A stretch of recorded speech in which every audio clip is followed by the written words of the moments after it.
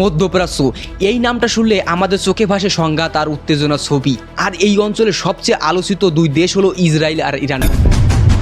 খবরের কাগজ খুললে বা টিভিতে চোখ রাখলে প্রায় তাদের শত্রুতামূলক খবর আমরা দেখি। কিন্তু কি হবে যদি বলি এই দেশগুলো সবসময় এমনটা ছিল না। এক সময় ছিল যখন তারা একে অপরের বন্ধু ছিল। অবিশ্বাস্য মনে হচ্ছে তাই না?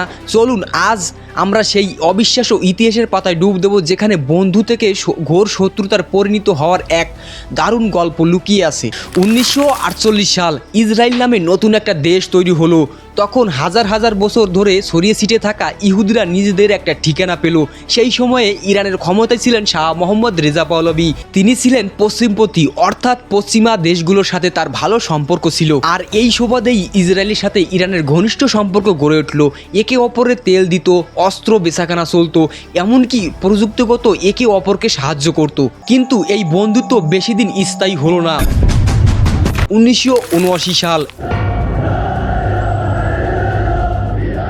In 1979, a revolution topples Iranian ruler Shah Mohammad Reza Pahlavi, and with that, a monarchy of more than 2,500 years. ইরানে এক বিরাট পরিবর্তন হলো, ইসলামিক বিপ্লব। এর আগে এই রাজার শাসনে ইরান বেশ আধুনিক হচ্ছিল। মেয়েরা স্বাধীনভাবে পোশাক পরছিল, সিনেমা সবকিছু প্রচলন ছিল, পশ্চিমের হাওয়া বইছিল ইরানে। কিন্তু এই আধুনিকতার আড়াল ছিল অনেক দুর্নীতি, মানুষের উপর অত্যাচার আর ধর্মীয় মূল্যবোধের অবহেলা। রাজার গোপন পুলিশ মানুষের উপর নির্যাতন চালাতো। সাধারণ মানুষ, বিশেষ করে যারা ধর্মপ্রাণ মুসলমানরা ছিল, তারা মনে করতো ওই দেশের রাজা ইসলামকে সম্মান দেখাচ্ছে না। ঠিক এই সময়ে আয়াতুল্লাহ খোমেনি নামে এক ধর্মীয় নেতা প্রতিবাদ শুরু করলেন। তিনি তখন দেশের বাইরে ছিলেন, কিন্তু তার কথা ক্যাসেট, টেপ আর খবরের কাগজের মাধ্যমে ইরানের ঘরে ঘরে পৌঁছে গেল। তিনি বললেন ইরানকে ইসলামিক নিয়ম অনুযায়ী চালাইতে হবে। লক্ষ লক্ষ মানুষ রাস্তায় নেমে এলো। দেশ জুড়ে শুরু হলো অস্থিরতা। মোহাম্মদ শাহ রেজা পাহলভিকে ক্ষমতা থেকে নামানোর জন্য হাজার হাজার মানুষ এই মিছিলে যোগদান করেন, যেখানে বলা হয়েছিল মোহাম্মদ শাহ রেজা পাহলভিকে যেভাবে হোক ক্ষমতা থেকে সরতে হবে। এই মিছিলটা ছিল কিন্তু খোমেনির জন্য। খোমেনির একটা কথার জন্য কিন্তু এত লোক একসাথে রেজা পাহলভিকে ক্ষমতা থেকে সরানোর জন্য এসেছিল। খোমেনির একটা কথা ছিল, আমাদের দেশ চলবে শুধুমাত্র ইসলামিক নীতি অনুযায়ী। খোমেনির এই একটা কথায় দেশের হাজার হাজার লাখ লাখ মানুষ কিন্তু এই মিছিলে যোগদান করেছিল।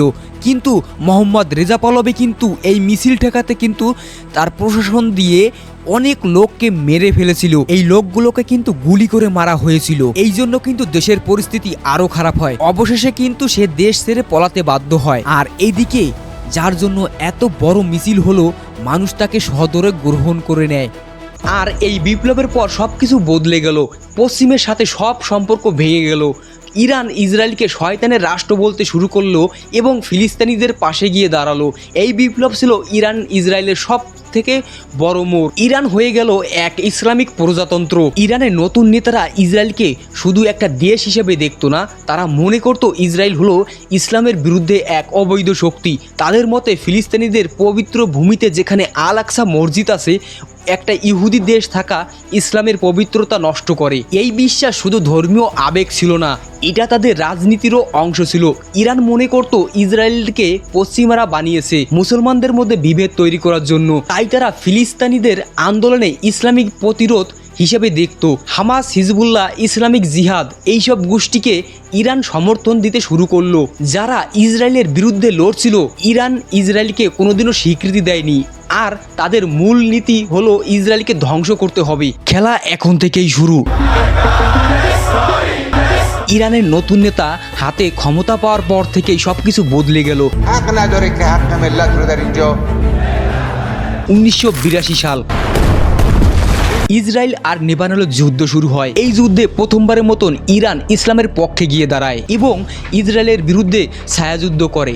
মানে লেবাননকে বিভিন্নভাবে চুপি চুপি সহযোগিতা করতে থাকে।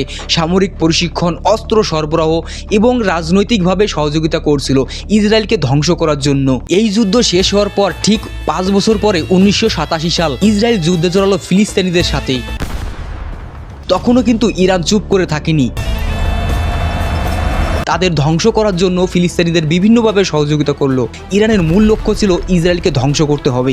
এদিকে ইরানের সমস্ত পরিকল্পনা কিন্তু ইসরায়েল বুঝতে পারে এবং তারা কিন্তু ইরানকে শত্রু মনে করতে শুরু করে। এদিকে ইরানও বুঝতে পারে ইসরায়েল সমস্ত ঘটনা জেনে গিয়েছে, তাদের উপর যে কোনো সময় হামলা করতে পারে। এই জন্য তাদের দেশকে যুদ্ধের জন্য শক্তিশালী করার জন্য তারা পারমাণবিক বোমা কাজ করার তাড়াতাড়ি আদেশ করেন। ইরান জানতো যদি আমাদের কাছে পারমাণবিক বোমা থাকে তাহলে ইসরায়েল আমাদের উপর কোনোভাবেই অ্যাটাক করবে না। এদিকে ইসরায়েলের বড় গোয়েন্দা সংস্থা মোসাদ, বিশ্বের বৃহত্তম ও শক্তিশালী গোয়েন্দা সংস্থাগুলোর একটি ইসরায়েলের মোসাদ, তারা এই সমস্ত ঘটনা জানতে পারে এবং ইসরায়েল ভাবতে থাকে ইরান যদি কোনোভাবেই পারমাণবিক বোমা তৈরি করে ফেলে তাহলে আমাদের ধ্বংস করে দিবে। তখন থেকেই ইসরায়েলের মূল টার্গেট হচ্ছে ইরান যেন কোনোভাবেই পারমাণবিক বোমা তৈরি করতে না পারে।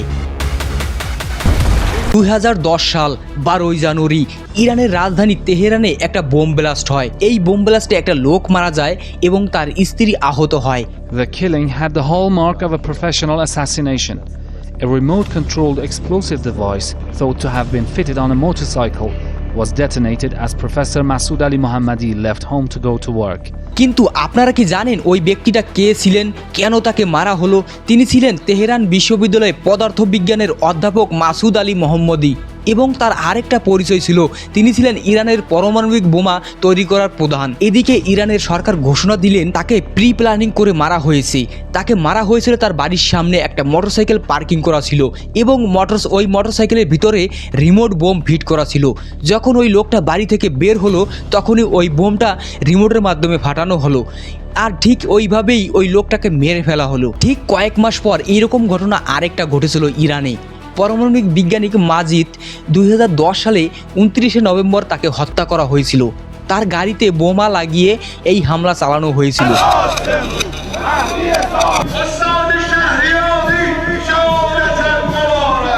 ইরানের পারমাণবিক বিজ্ঞানীদের হত্যার পাশাপাশি 2010 সালের মাঝামাঝি সময়ে একটি নতুন ধরনের হামলা ইরানকে হতবাক করে দেয়। স্টাকনেট নামের কম্পিউটার ভাইরাসটি ইসরায়েলের এবং যুক্তরাষ্ট্রের এর তৈরি একটি সাইবার অস্ত্র ছিল, যার মূল পরিকল্পনা ও উদ্দেশ্য ছিল ইরানের পারমাণবিক বোমা নষ্ট করে দেওয়া।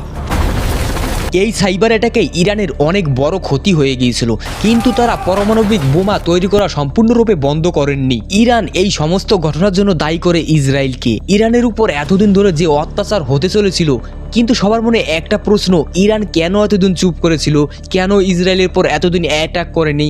এখানে এই প্রশ্নের একটাই উত্তর, যতগুলো ঘটনা কোনো ঘটনাই কিন্তু ইরান সরাসরি ইসরায়েলকে হাতে নাতে ধরতে পারেননি। এই সব ঘটনা ইরান তাদের সন্দেহ করেছিল, এই জন্য ইরান তাদের উপর কোনো পদক্ষেপ নিতে পারেননি। 2024 সাল ছিল মধ্যপ্রাচ্যের ইরান ও ইসরায়েলের মধ্যে দীর্ঘদিনের ছায়াযুদ্ধের এক উত্তাল বছর। সূত্র অনুযায়ী 2024 সালে ইরান ও ইসরায়েলের মধ্যে দুইবার সরাসরি সংঘাতের ঘটনা ঘটেছিল, যা ছিল ছায়াযুদ্ধের একটি বড় ধরনের বৃদ্ধি।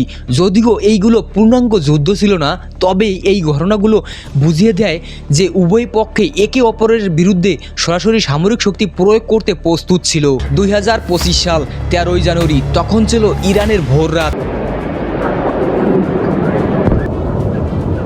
রাইজিং লায়ন নামের ইরানের উপর ব্যাপক যে হামলা চালিয়েছিল তার সম্পূর্ণ প্রক্রিয়াটি ছিল অত্যন্ত জটিল এবং সুপরিকল্পিত। ইসরায়েল তাদের যুদ্ধবিমানগুলো নিয়ে ইরানের আকাশসীমায় পৌঁছানোর জন্য একাধিক রাস্তা ব্যবহার করেছিল।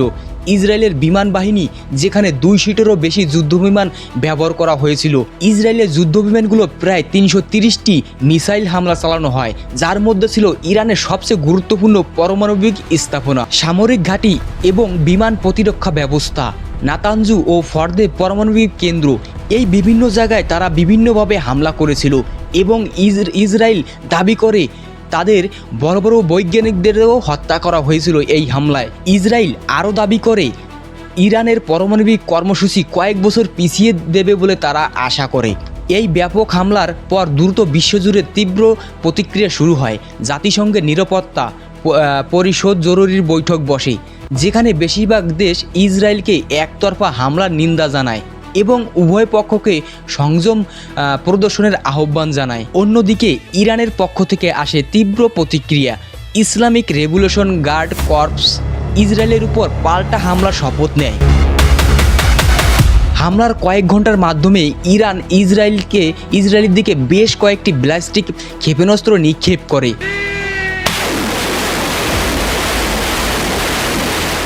এই ক্ষেপণাস্ত্রগুলো ইসরায়েলের বিভিন্ন সামরিক ঘাঁটি এবং শহরগুলোকে লক্ষ্য করে ছোড়া হয়।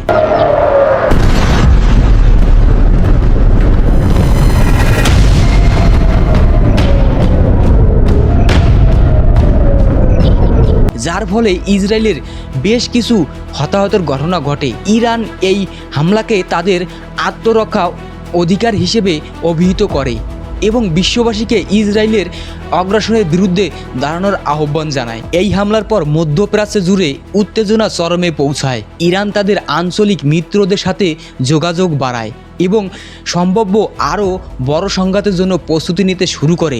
আন্তর্জাতিক বিশ্লেষকরা আশঙ্কা করেন যে এই হামলার মধ্যপ্রাচ্যে একটা পূর্ণাঙ্গ যুদ্ধ বা তৃতীয় বিশ্বযুদ্ধ শুরু হতে পারে। এদিকে তেলের দাম আকাশচুম্বী হয় এবং স্টক মার্কেটের পতন দেখা দেয়।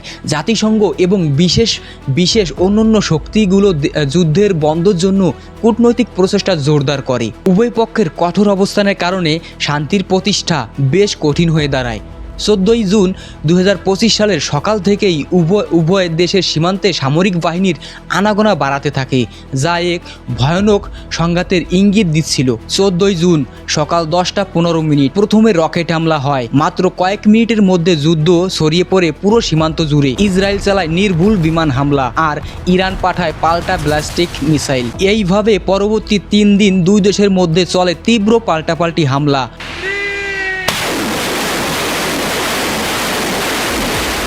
উপকূলীয় শহর থেকে মরুভূমি, কোথাও নিরাপত্তা নেই। তেলের স্থাপনাগুলো ধ্বংস হয়, বিদ্যুৎ ব্যবস্থাগুলো ভেঙে পড়ে, হাসপাতালগুলো আহতদের ভারে জর্জরিত হয়ে পড়ে। 20 জুন রাতে দুই পক্ষই সীমান্তে শেষবারের মতন সর্বোচ্চ আক্রমণ চালায়। গোলাগুলি, বিমান হামলা, মিসাইল সব মিলিয়ে সেই রাতকে মনে রাখা হবে রক্তাক্ত রাত নামে। ঠিক এর পরের দিন 21 জুন ভোর রাত হঠাৎ করে গুলি থেমে যায়। কূটনৈতিক মধ্যস্থতায় স্বাক্ষরিত হয় যুদ্ধবিরতি চুক্তি। সীমান্ত মোতায়েন বাহিনী ধীরে ধীরে ফিরে যায়, কিন্তু পিছনে বয়ে যায় ধ্বংসস্তূপ, ভাঙা স্বপ্ন এবং হাজারো শোকাহত পরিবার। ইরান ও ইসরায়েলের এই সংঘাত প্রমাণ করে শত্রুতা কখনো হঠাৎ করে জন্ম নেয় না, তা গড়ে ওঠে বছরের পর বছর ধরে অবিশ্বাস, মতাদর্শনের দ্বন্দ্ব ও ক্ষমতার লড়াই থেকে। কিন্তু প্রতিটা যুদ্ধের শেষে কেউ জয়ী হয় না। হারিয়ে যায় জীবন, ভেঙে যায় স্বপ্ন, ধ্বংস হয় প্রজন্মের ভবিষ্যৎ। ইতিহাস যদি আমাদের কিছু শেখায় তবে সেটি শান্তি। কেবল এটি বিকল্প নয়, বরং বেঁচে থাকার একমাত্র পথ।